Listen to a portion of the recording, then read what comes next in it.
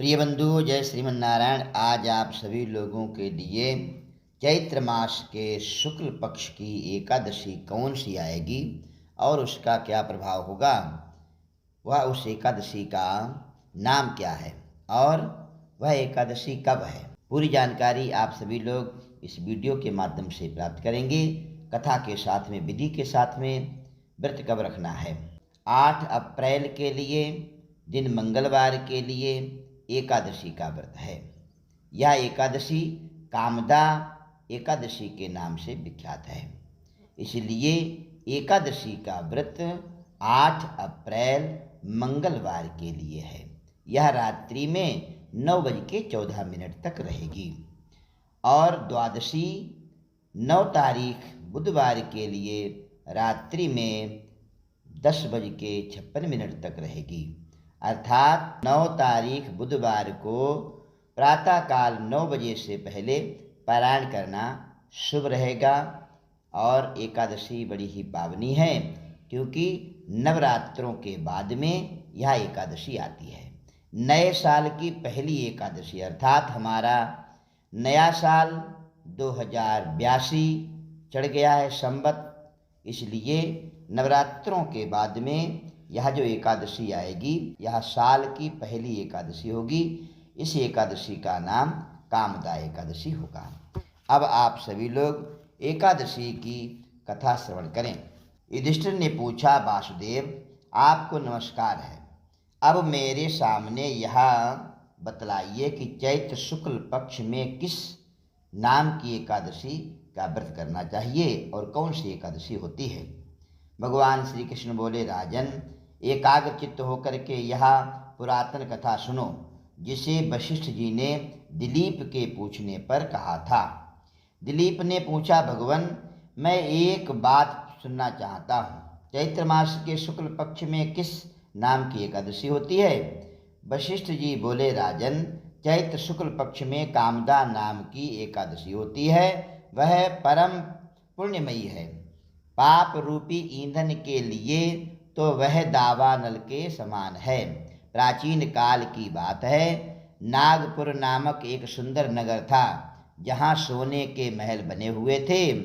उस नगर में पुंडरीक आदि महाभयंकर नाग निवास करते थे। पुंडरीक नाम का नाग उन दिनों वहाँ राज करता था। गंधर्व, किन्नर और अप्सराएं भी उस नगरी का सेवन करती थीं। वहाँ एक श्रेष्ठ अप्सरा थी जिसका नाम ललिता था। उसके साथ में ललित नाम वाला गंधर्व भी था। वे दोनों पति पत्नी के रूप में रहते थे। दोनों ही परस्पर काम से पीड़ित रहा करते थे। ललिता के हृदय में सदा पति की ही मूर्ति बसी रहती थी और ललित के हृदय में सुंदरी ललिता का नित्य निवास था। एक दिन की बात है कि नागराज पुंडरीक राजसभा में बैठ करके मनोरंजन कर रहा था। उस समय ललित का गान हो रहा था, किंतु उसके साथ उसकी प्यारी ललिता नहीं थी। गाते गाते उसे ललिता का स्मरण आ गया, अतः उसके पैरों की गति रुक गई और जीभ लड़खड़ाने लगी। नागों में श्रेष्ठ करकोटक को ललित के मन का संताप ज्ञात हो गया, अतः उसने राजा पुंडरीक को उसके पैरों की गति रुकने तथा गान में त्रुटि होने की बात बता दी। करकोटक की बात सुनकर के नागराज पुंडरीक की आंखें क्रोध से लाल हो गईं। उसने गाते हुए कामातुर ललित को श्राप दे दिया, अरे दुर्बुद्धे, तू मेरे सामने गान करते समय भी पत्नी के वशीभूत हो गया, इसीलिए जा राक्षस हो जा। महाराज पुंडरीक के इतना कहते ही वो गंधर्व राक्षस हो गया। भयंकर मुख, विकराल आंखें और देखने मात्र से भय उपजाने वाला रूप, ऐसा राक्षस होकर के वह कर्म का फल भोगने लगा। ललिता अपने पति की विकराल आकृति देख करके मन ही मन बहुत चिंतित हुई। भारी दुख से कष्ट पाने लगी। सोचने लगी, क्या करूं, कहाँ जाऊं, मेरे पति पाप से कष्ट पा रहे हैं। वह रोती हुई घने जंगलों में पति के पीछे पीछे घूमने लगी। वन में उसे एक सुंदर आश्रम दिखाई दिया जहाँ एक शांत मुनि बैठे हुए थे।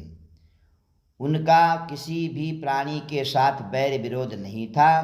ललिता शीघ्रता के साथ वहाँ गई और मुनि को प्रणाम करके उनके सामने खड़ी हो गई।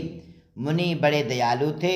उस दुखिनी को देख करके वे इस प्रकार से बोले, हे शुभे, तुम कौन हो, कहाँ से आई हो और क्या नाम है, मेरे सामने सच सच बताओ। ललिता ने कहा, महाभाग, वीर धन्वा नाम वाले एक गंधर्व हैं। मैं उन्हीं महात्मा की पुत्री हूँ। मेरा नाम ललिता है। मेरे स्वामी अपने पाप दोष के कारण राक्षस बने हुए हैं। उनकी यह अवस्था देख करके मुझे चैन नहीं आ रहा है।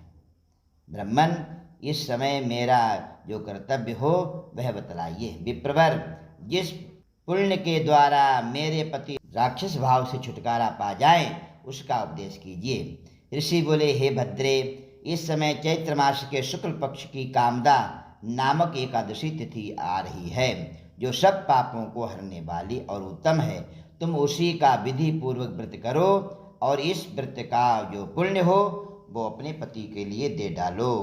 पुण्य देने पर क्षण भर में ही उसका शाप दूर हो जाएगा।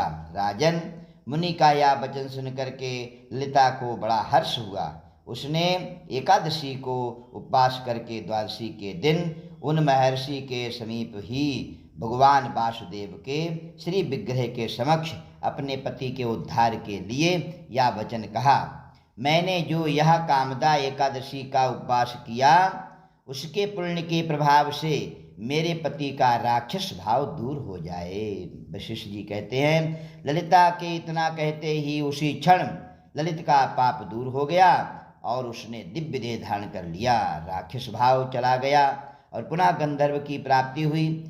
नृपश्रेष्ठ, वे दोनों पति पत्नी कामदा के प्रभाव से पहले की अपेक्षा और भी सुंदर रूप धारण करके विमान पर चढ़ करके अत्यंत शोभा पाने लगे। यह जान करके इस एकादशी के व्रत का यत्न पूर्वक पालन करना चाहिए। मैंने लोगों के हित के लिए तुम्हारे सामने इस व्रत का वर्णन किया है। कामदा एकादशी ब्रह्म हत्या आदि पापों तथा पिशाचत्व आदि दोषों का भी नाश करने वाली है। राजन, इसके पढ़ने और सुनने से भी हरेक प्रकार के पापों का नाश होता है और पुण्य की प्राप्ति होती है। बोलो एकादशी महारानी की जय।